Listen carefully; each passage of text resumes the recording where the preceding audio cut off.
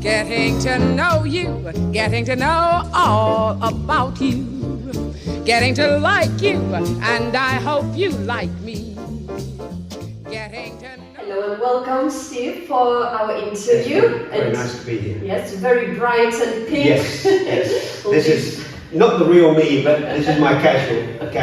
But it's nice to have a color on hand, because generally people... Socks to match as well. That's amazing. Good. So let's just step straight away into your childhood. Did you have any childhood dreams, and did they come true? I don't know whether I dreamed about it, but my first introduction to dancing was just opening a door of a hall in Edmonton where I lived, and my grandmother was dancing, sequence dancing or something. So you wasn't dancing, you were just... No, I was only about 7. Oh. And I just remember going home and asking my mother like what grandma was doing, and she's dancing there. So, and my mum showed me the Moore steps, and that was it. I went off to the dancing schools. Just your local dance? Yeah, I was only about 7. I mean, that's really tiny. I don't think you can really start much earlier than 7. I mean, little girls do ballet at 4, don't they?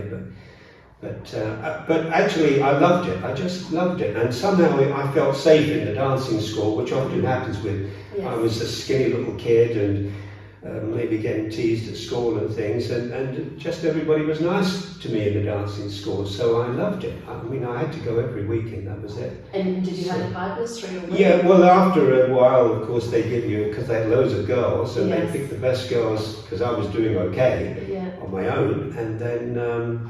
So probably I was about 8 then, and they entered us in a competition down on the south coast in Folkestone, which was a big festival.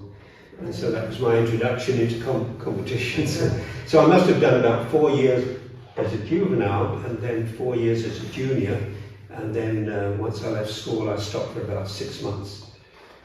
And was that in London? Or yeah, I was I lived in North London, and North and South London, they had both big dance communities there, and there were dancing halls everywhere. And you're not old enough to remember all the old dancing halls, but I finally went back to Hammersmith Palais, and there was, Kevin Clifton and Joanne, and their parents, Keith and Judy, were dancers, and I danced with Keith's sister, Lynn Clifton. Oh, wow.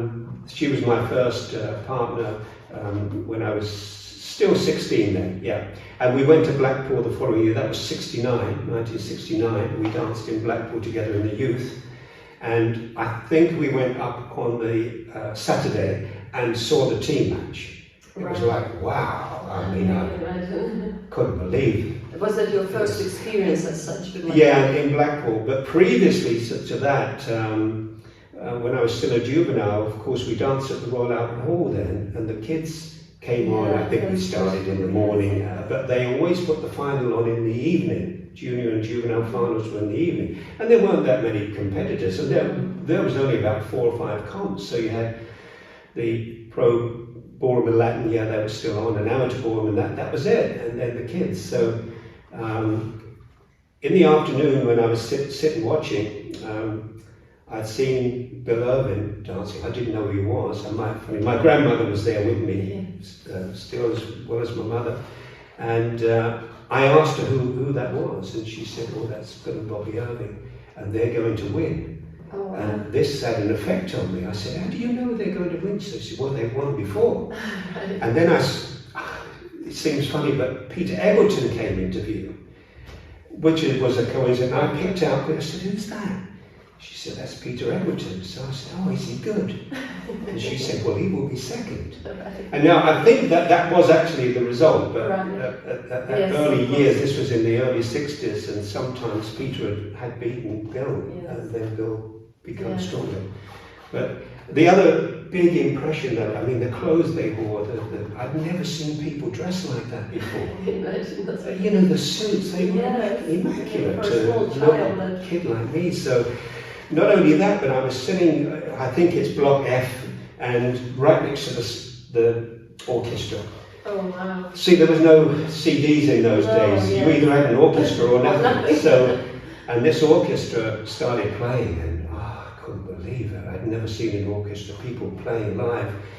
and they played Golden Tango. This was not Ernest Wilson's. Anyway, it was a famous orchestra at that time. It's still going, Golden Tango. Yeah, and Golden Tango, they played this Golden Tango, and the drummer did this. I sat there, I thought, this is for me, So, I was only maybe 10 years old. So do you think that particular experience that you just had influenced you, and that's why you, from that moment, that's what I want to do? Yeah, I think it does, and I think a lot of kids, a lot of people you probably interviewed will say the same when they were young. They were deeply affected by what they saw and heard and people they met.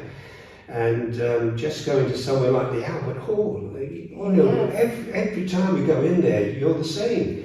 It's magnificent. I think you had especially it was fortunate that kids were dancing then at the Albert Hall. The other thing that made a big difference, of course, the lighting and so on, the sound of the orchestra, the beauty of the dancers. So I don't remember so much about the dancing, but what they wore. I can't remember if he did a double reverse spin or what they danced. I didn't know enough. But when they had the finals, the spotlights used to hit the couples, which still happens today. But I just thought that was magical. And my ambition then was, of course, to make the final, which, I still don't remember if I made it as a juvenile. I think I was 7th, but I made it as a junior. And I finished 6th, which is not a good advert for what I did after.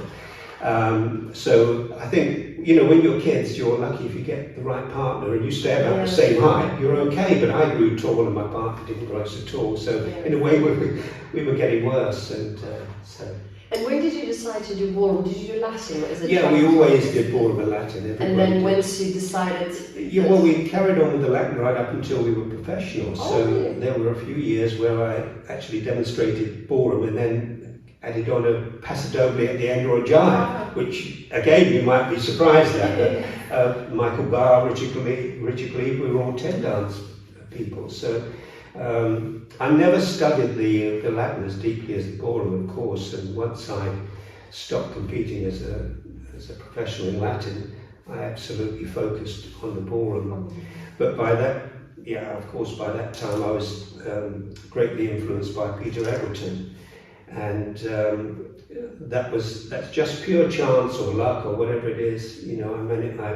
I made the decision to phone him. And previous to that, I used to speak with Anthony Hurley a lot, and he was like my mentor.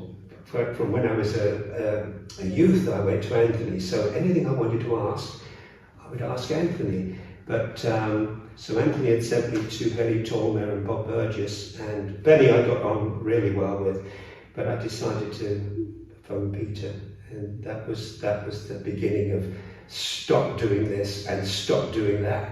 I'd never been told not to do something. Right. Always been told what to do. Stand up, pull in, or do something. Peter was a complete opposite. So he was lucky. Well, he was lucky. I was lucky that his secretary booked his lessons at that time, and I phoned and said, I'd like to book a lesson.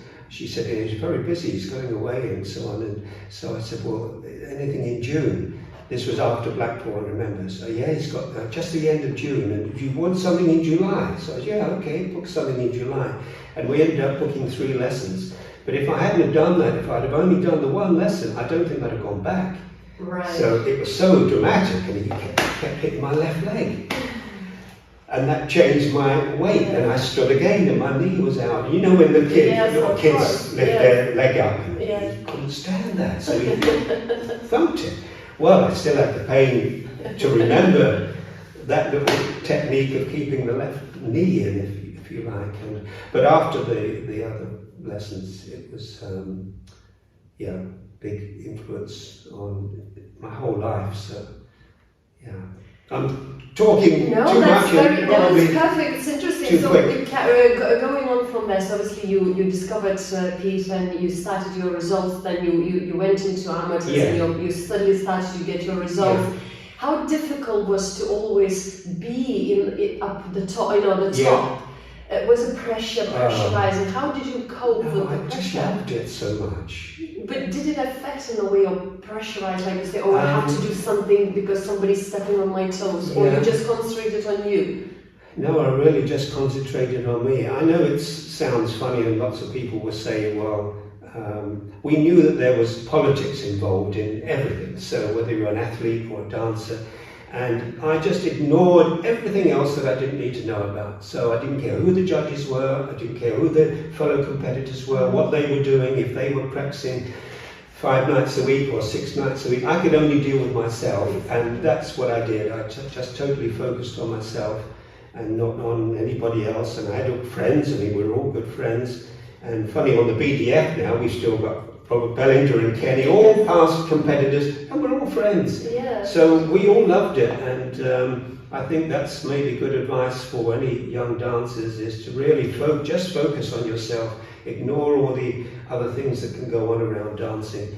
And everybody, again, will say that it's hard work, it's really hard work. And I was prepared to get in the car, travel to South London, have a lesson, practice, and do that 2 or 3 times a week. And then in North London, we had Michael and Monica Needham's studio there, and I used to just love going. I was the first one there, and the first one in, and the first one changed the shoes. Come on, put that waltz on. And I think most champions, if you like, are totally dedicated. Yes, focus, yes. So well, I hope you're all listening very carefully, all these tips. It's beautiful, inspirational, and dedication. But as always, in all the interviews, I have a few little fun questions. Okay. So I have to go a little bit fun. So if you could go anywhere, Stephen, where would you go? So we have like to say time machine. Funny, I knew that was one of your questions. You had a list of 32, but I can remember that one. And funny, I thought about it, and I thought, would I like to go forward or back? But I've got no idea what's going into the future, and sometimes I always moan about the future, the past was better. But I'd love to go back to the 20s. Why? Oh, the 1920s, so the start of jazz and the bands and everybody wearing towel suits to go for dinner and to go to the Savoy. I think, wow, what must that have been like? And you know, and those like the Victor Sylvesters and that, they were part of that. And I can remember those people. I've got Victor Sylvester's orchestra and Josephine Bradley's orchestra, and that's going back to the absolute start of ballroom dancing. So I would love to have just be a fly on the wall and see what they were doing. And that's amazing. It's all this music we use right now. Yeah, I mean, I love music. All good dancers love music. So to hear those orchestras playing and the development of it all. So I can't imagine it took them till the end of the 40s to write down like a technique for ballroom dancing. So it was just a slow process of them practicing and not knowing what was good or not good. And funny thing that's quite interesting, because we call them variations now, yes. And they're variations of sort of basic figures. And people moan when we do choreography today, like, oh, what's that? Like, they don't recognize, say it's a variation. Yes. It's a variation of a double reverse spin or a fall away. Yes, yes. But this is a lilt fall away, and that's perfectly acceptable. If other people don't recognize good dancing or move, or don't know them, what's the name of that figure? I don't recognize it. Well, they would have been in the same position in the 20s and 30s. What's that? Well, it's a spin turn. Well, I've never seen that before. Well, catch up then, you know. So I'm all totally for the future. I think ballroom dancing has progressed, that the style is better. I mean, you only have to look back on YouTube and you can see the past, which was wonderful. The fashion, the the fashion has changed. Hair, now, you know, they're moaning that's about a little bit too much, I think. the towel suits are so Too tight. tight. But if you go back and you look when they were a bit baggier, it was funny. Yes. So I do feel we have enough control over the dancing still to produce wonderful finals, don't we? You know, when you sit at Blackpool and you see the pro ballroom, it's like, wow. So now, obviously, knowing you always seeing you on the floor, and you have always very, very elegant style and sort of very classical, very gentleman English, preserved a little bit, let's say. In real life, you come across like this. But surely, when you was a child, so let's say when you was a teenager, a child, did you have some evil in you, a little bit, somewhere? Did you do some evil stuff? You know, I don't think I did it. It wasn't sort of in my nature. And I've always thought you have to be true to yourself. I think that would be good advice for anybody. how should I conduct my life, or be true to yourself. So I had sort of devilment. I mean, we all had devilment as a kid, and I had a brother, and we used to tease each other, of course. But what's the naughtiest thing you've ever done? Oh no, I don't know. I can tell you that I've done some funny things, but you have done some funny things. When I drive, I do like driving nice cars now.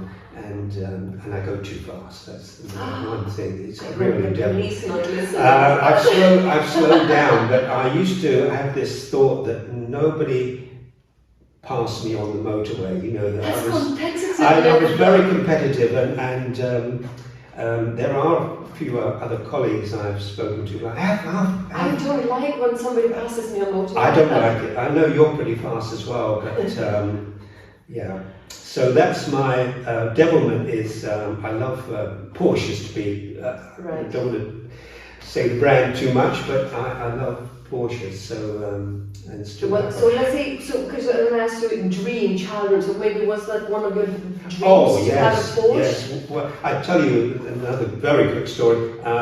When I was with Clifton, this was when I was 16, we went to Keith and Christine Burke's studio in Hemel Hempstead, that's where she lived. And Keith arrived for the lesson in the Saturday morning, always a Saturday morning, and he's got this brand new Jaguar. I thought, wow, look at that. And I remember him parking and getting out. I thought, you've got a Jaguar. I said, oh yeah, he said, yeah, we're doing okay, you know. And that, I remember, that's what I'm going to do. So I thought, well, he said, if you keep working hard and get your dancing going, he said, you might get one day. So yeah, I think I was lucky. Lucky boys. Good. And let's just talk a little bit now about BDF. So how many years are you now? No, I looked it up. Actually, it was 92. I thought it was 90 or 91. And I may have been co-opted on in the end of 90 because I was still in North London then. And I used to take Barry Free to the meeting. It was in Croydon. It was a hotel in Croydon we used. And so that was the early 90s. But at that time, we were almost invited onto the committee. Right. Once you finished, they wanted a few new ones coming on, and people like David Sycamore were the same, and Kenny, and so we were invited. You know, you should be on the BDF, and so that was many years, isn't it? Many years, that's nearly 30 years. Yes. But when I do something, you know, if I believe it's a good cause, I stick with it. I will support it through thick and thin. I'm not one of these people that join something and then get fed up with it. So my first Porsche I bought is still in the garage at home. And now it's 36 years old. I've never had the courage to sell it. Really? So you're going to just keep it now? Yeah, that's me. So you know I'm a bit of a historian as well. Yes. So I've got all the old books, I've been clearing them out. So I've got them much more in order, and some of the books that I didn't use so much. So all the dancing books? Right? Yeah, so I think they're very valuable. What's the oldest book you have? There's one, the first technique book I've got is 1933. Wow, that's Eve Tynegate Smith. Wow. And they always put their portrait photo on the front, not the front cover, but the inside cover. And she looked real That's stern. really interesting though, you shared to for but they didn't know how to write the technique down. I mean, it's never been done before. So what was it all about? So technique? They would just put a natural turn, right foot forward, left foot to the side. It didn't give you the alignment. The alignment was somewhere else, which is actually as it is now. But other things like footwork and rise and fall, they hadn't been invented. You step forward on a heel. I don't think it said heel toe. Right. So, no rise and fall. They didn't understand rise and fall. They thought if you put a toe and you close to a toe, well, that's up. Right, If footwork has done that. They said no, it's something in the body. So it's really interesting now how little they knew. Not putting them down, they were doing a great job. Well, or they maybe knew, but they just didn't know how to record it. No, they couldn't. They didn't know how to record it. But the one thing they missed, I think, was at that time was that they didn't use the leg action, so they didn't flex the knee to move, and that's where the walk came. You know, with the heel and the toe release, and you had to stay in that position, mid-balance, if you like. I mean, that never happens, and I'm sure it didn't really happen then at speed, but. So that was their big mistake, was overemphasizing something which was not balletic. That was the big thing with it. And what's the oldest newspaper you have? I've got, I tell you what I've got. I've got the Star Programme. It's amazing. I'll bring it to the next meeting. It's only about 6 inches by 3, and it's just paper, like paper. Right. And that was 1926, and that was at Wimbledon Palace. So that's and you can see, program. yeah, program. Wow. It's like, wow. Now, Brian Allen, who knows I'm passionate about the history, and he gave me a lot of Dancing Times magazines, but he gave me this program. He said, Steve, you should have that and keep it. And of course, it's like pride of place. I know where it is, and it's safe. And it's got the judges there. Josephine Bradley was one of the judges, and I think Phyllis Hillier danced. I think it was before 26. I think it was 25 actually. The tape. That's amazing. So you can get these things, but 1 or 2 people knew that I collected books and so on and sent me them. So the Henry Jakes book, I actually have 2 copies, and that's quite valuable. But and I also have another one that was like a photostat copy of that. Yes, this must be quite interesting. Yeah, I mean the information inside is unfortunately a little bit outdated, but yes, but it's still something to read, and some of them have beautiful photos in there. It's our history. It's our history. Exactly. And so I would definitely make sure that they are left either to the perhaps Imperial. one day you could do like an exhibition, like a paying exhibition for people during Blackpool, maybe, something like a little room. Yes. That would be just so I've thought of that, interesting of bringing a lot of the memorabilia up and the photographs and so on, but we've lost so much. It's just like the environment. Of course, yes. We're losing species all the time, and the same with the dancing. Nobody bothered to keep Len Scribner's dancing shoes, for instance. I'd love to see his dancing shoes. What shoes were they then? Because super dance didn't exist. That's true. Their suits were made by different tailors and things like that, and it's probably all been lost. But, maybe somewhere, it's somewhere hanging in somebody's loft and just needs. Well, in my loft, I've got a suitcase full of my old suits, and you could say, why don't you chuck them? But it's good that somebody's keeping that, and I think on this note, I think it's a fabulous interview, full of history, full of memories, and anybody who wants any books or anything to read, you know where to contact and where to go. But before we finally finish, just in 3 words, anything you would like to wish for our younger generation, in short. Well, we've been talking about like this lockdown, they haven't been able to have lessons and practice, and there's been no comps, so they're not testing their skills anywhere, they're just thinking about it. And this can be actually quite good.